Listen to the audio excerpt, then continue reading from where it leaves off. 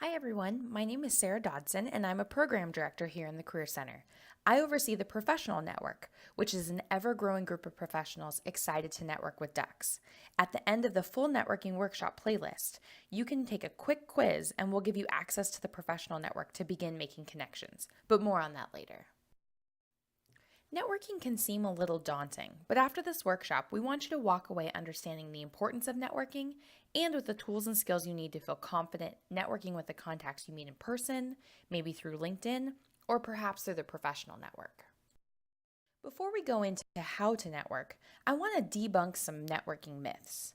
When you think about a good networker, what do you think of? Maybe you think of some stereotypes.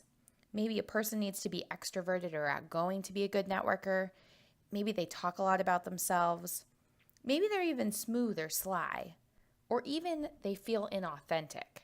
We want to break down that stereotype of networking and express that everyone can be a good networker in a way that feels authentic and normal to them. So let's debunk some myths. Myth number 1, networking is about making as many contacts as possible. When in reality, it's about developing genuine relationships with people to help each other out over time. Think quality over quantity. Myth number 2, networking is about who you know. Reality, it's about who knows you. It's about building rapport with people so they know and trust you.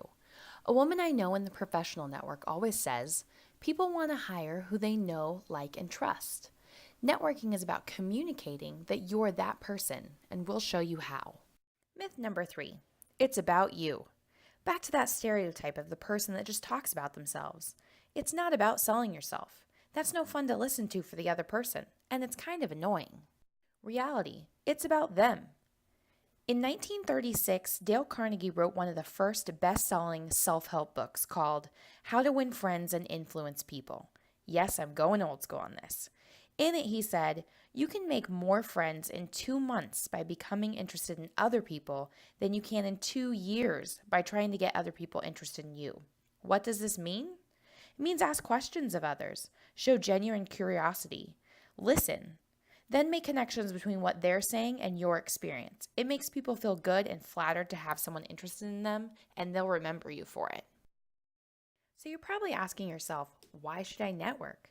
Well, networking is one of the best ways to access the hidden job market without actually asking for a job or internship. So what is the hidden job market, you might ask? Well, here's an eye-opening fact. According to the National Association of Colleges and Employers, 80% of jobs are never posted, but rather filled through networking and experiential learning. Let's think about that for a second. That means when you're looking at job postings, you're only looking at 20% of the positions available. The other 80%, that's the hidden job market. So how does this whole networking thing really work? Let me tell you a story. Hypothetically, you meet Jamie. You introduce yourself with a purposeful message, also known as an introduction speech. You set up a time to ask Jamie meaningful questions during an informational interview. We'll go over how to do that later. And you connect both of your interests. Over time, you cultivate a relationship with Jamie. You follow up with a thank you email for taking the time to talk with you. You connect on LinkedIn. You share a couple articles pertaining to your discussions via email. Maybe even you meet for coffee the next time you're in Jamie's city. So 6 months goes by from your first conversation with Jamie. Jamie has lunch with a former coworker, Terry, who mentions someone unexpectedly quit from their office. Jamie says, I know the perfect person who is graduating next month.